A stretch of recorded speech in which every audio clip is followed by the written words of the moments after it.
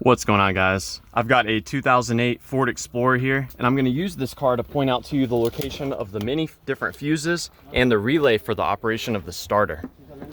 So to start with, I'm going to head under the hood here. Behind this fuse box cover, which we removed by pushing on the tab here, we're going to find a number of different fuses and also the starter relay. So it all starts with this 50 amp fuse. Power from this fuse is what goes to the ignition switch.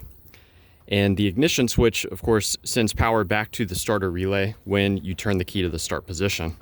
Another important fuse is this 30 amp JK fuse here. Power from this fuse is actually what is sent to the starter itself when the starter relay is engaged.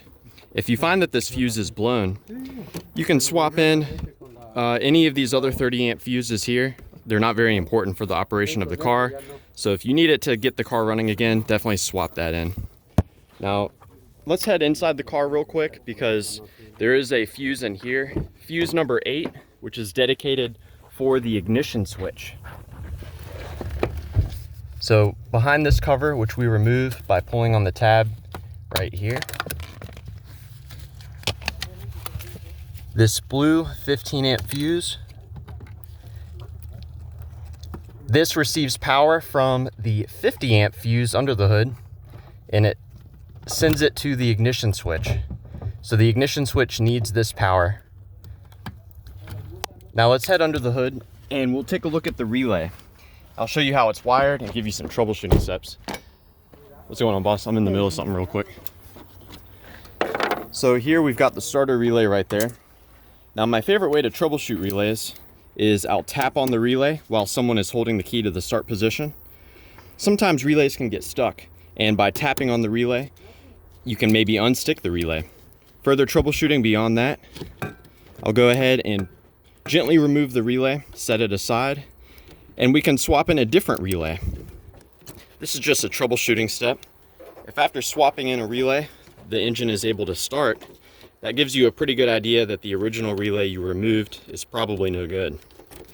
Now, taking a closer in-depth look at the wiring, let me show you what each of these pins is for. So you'll note that there is a red pin that receives a constant power from our 30 amp fuse here. So this should always be energized. The white pin actually goes to the starter itself.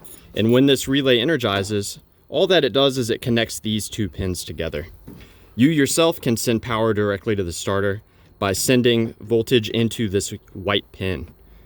Keep in mind, if you do that, it will cause the engine to turn over, so you want to make sure that the car is in park or in neutral. We've also got a green pin and a yellow pin. The yellow pin receives a ground from the powertrain control module.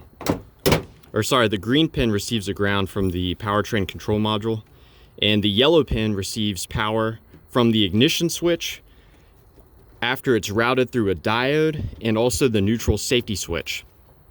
So if you see power at this diode when you're turning the key to the start position, your ignition switch is good.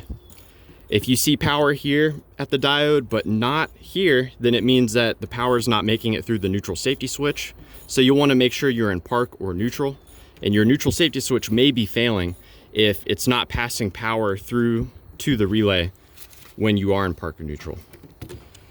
One other step I'll give you, you can actually see the starter down through here on the 4-liter inline 6 engine, or V6 engine rather, and you can actually put power directly on there as well on the smaller wire. So yeah, please let me know if you have any questions, or more importantly, if you have any advice about troubleshooting the starter on your 2008 Ford Explorer.